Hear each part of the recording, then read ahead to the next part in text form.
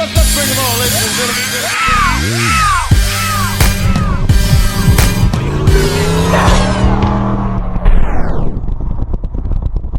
Special guest in the car today.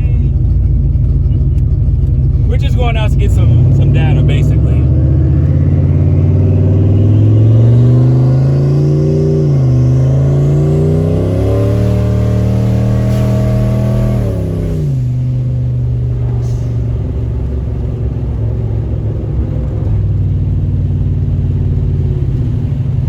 See if the headers are still going to be glowing.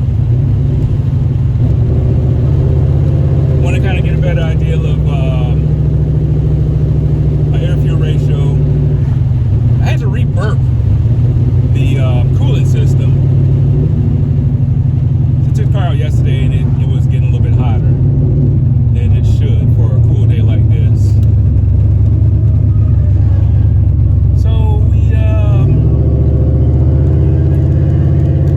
Just going to test it out. Like, shout out to my tuner, Decipher, EFI Dyno Tuning. He finally got back to me. Up to this point, it was pretty much me trying to figure this stuff out. So the passenger's driver's side, is it driver's side? Yeah, driver's side has had an issue with the header glowing. And Hugo 2, I believe that's Hugo 2.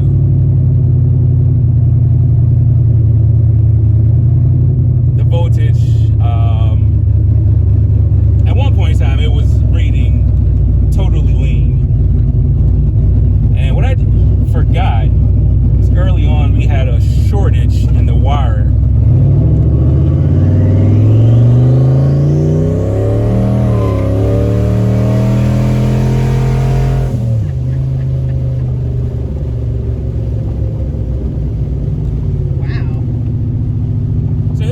In the wire for Hugo 2, and so we bypassed Hugo 2 and turned off the fueling control for that bank. This year I found the new wire harness. Not bad, 8 psi. I'm more worried about the temperature right now. So there was an issue with Hugo 2 shorting. We disabled Hugo 2 and only had Hugo 1 control fueling. And so now we just re-enabled Hugo 2, and we're going to see if this fixes that issue with the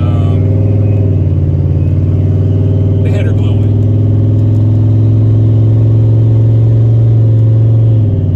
So real short ride. That wasn't even full throttle, so how'd it feel? What about when you was driving it? I don't think you gave your part throttle when you was driving it, right? No, I didn't. No, nowhere near that. They got the sidewalk. Yeah, no, it was nowhere near that. That was pretty fast. That wasn't even a quarter. Yeah, this one I think I might have hit part throttle. I was doing wide open throttle pulls before I took the wheels and stuff off before he went to Mustang week. But he sent me an updated tune, so I kind of want to walk it up to a full throttle. So what was that? Part throttle. So I'll do some part throttle pulls. We'll get back to the house. I'll look at the data. Just glancing up at this air fuel monitor. Everything looked good. Good. So I don't think it's going to be a problem. Like, I kind of glanced over his tune a little bit. He didn't change much as far as fueling demand. That's good. So It's all good signs, right? yeah, this temperature is staying low too. That's a good sign.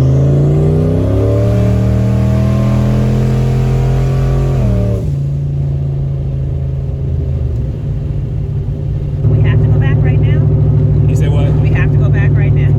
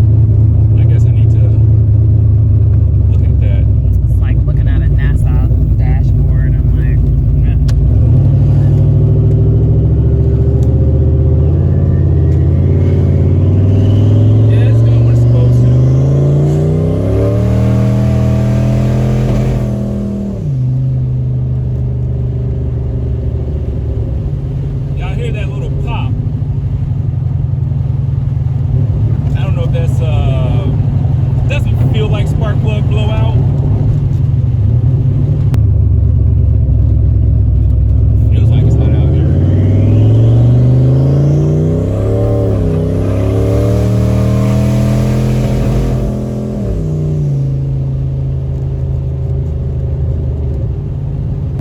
I don't know, Kim, all good stuff. We'll head back and see what happens.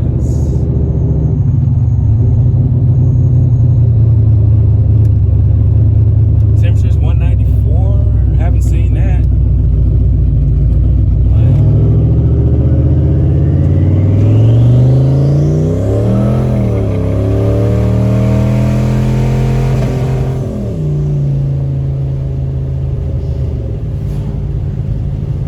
You hear that pop, right? Yeah, I do.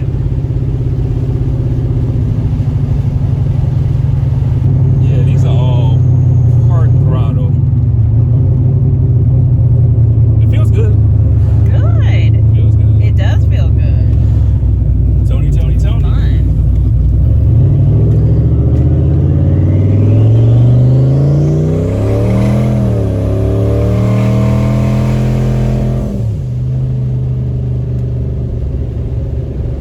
The spring that I have in there is like a regulator, which caps it to regulator. Yeah, it's only gonna let so much boost. It's definitely driving different with this updated tune and that spring. That spring is a big difference on how much pedal I give it. I'm thinking I'm giving it more as I'm actually not. Alright, I'm anxious to get back home. I'll probably turn this controller on.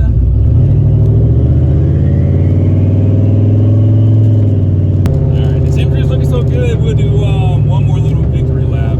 Yay. Makes me happy.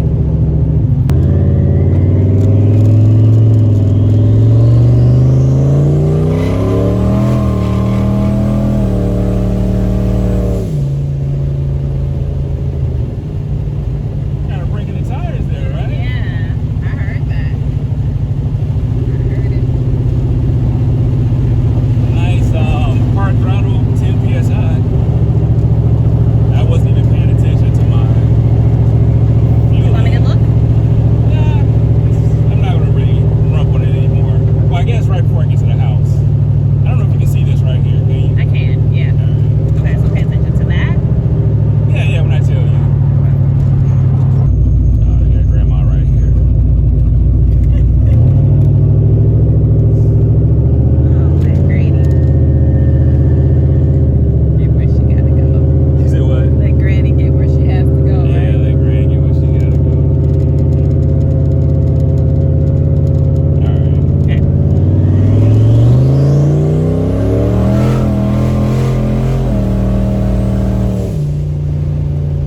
What was the lowest number that you saw? 83. Okay.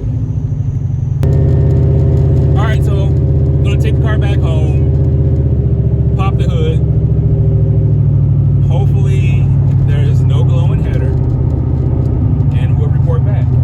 Alright, came back, and it's pretty much the same thing. It's still glowing, car feels fine, car's reacting fine. At this point, I'm really not that concerned about it. Like I've said this before, I think I've had the headers wrapped prior to this point, and I really think that's been doing this for the longest. And with me using the header armor, I didn't have the wrap on it earlier in the year, and I think I just noticed it this year. So I really think this is how this is. If I do get the car out some more, I think I would probably try to wrap the little exposed part of the header that's that I can see the glow. There's only a little small area of it that I can actually see, but if I'm going to drive it around and rump on it, I want to get that little area protected a little bit better. So I do have a thermo infrared temperature gun. Number 5 is the coolest, number 8 is the hottest.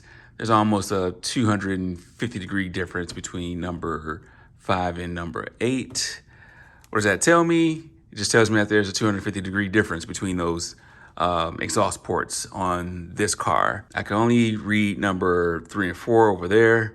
3 and 4 are right around 400 degrees. You know, what does this mean? Right now, it doesn't mean anything. You know, it just means that I'm still back at square one. I do think that I'm not going to hurt anything driving this car. I think it's been doing this for quite a while. I mean, possibly ever since I've had it. But like I said, I've had the headers wrapped, and it's just something I've never paid attention to until I took the header wrap off and just tried to use the header armor. So what I'm not going to do is I'm really not going to spend any more time trying to diagnose or troubleshoot anything else with this car. It's perfect to drive outside of a going header, of course. And, you know, for whatever little time I have left, I think I'll just drive and enjoy it. So that's kind of where I'm at right now on this. Over the winter, you know, I've got a couple of things I might do. Another thing, which is probably super old, and I haven't seen anybody yet do this, is, I mean, people have done it, but it's kind of hard to find a complete start to finish walkthrough on how to do this, is get rid of this Dizzy and just go with a EDIS system. So there's a couple of options on how to do that. I'm debating on doing that, and that will help me in a couple of ways. For one, there are more tuners out there that can, in this area at least, who are better tuning those strategies for these later model ECUs. Better ignition, spark with a EDIS, and it'll just look different. Even if they convert over to like a Holly, you know, a lot of people don't run the dual sync. They still have the distributor right there. So that's something I'm thinking about. All that stuff can be sourced at the junkyard, very cheap. Wiring is minimum on getting that stuff started. And I will have OBD2 access. So instead of using a chip, I can use a handheld unit to control this. And if you don't know what that is, that's just basically a distributorless ignition system. It runs off a crank sensor and a cam sensor. You have a couple of choices as far as wiring harnesses and ECUs that you can use. Tell me what you think if you would be interested in seeing something like that over the winter as a build. If I get enough interest in it, then I'll start planning it, and I'll come up with a parts list on everything that you need to do. I'll come up with a wiring diagram. You know, I think it'll look kind of cool. You know, I wouldn't want to use the coil packs. Yeah, so tell me what you think. I throwing that idea out there, and I think it'll look nice. You know, it will clean top part of this engine bay, make that a little bit cleaner, and it'll look different. Hey, tell me what you think. If you've done the EDIS swap before, or if you're interested in doing something like that, then hang around. But I appreciate your time, and God bless.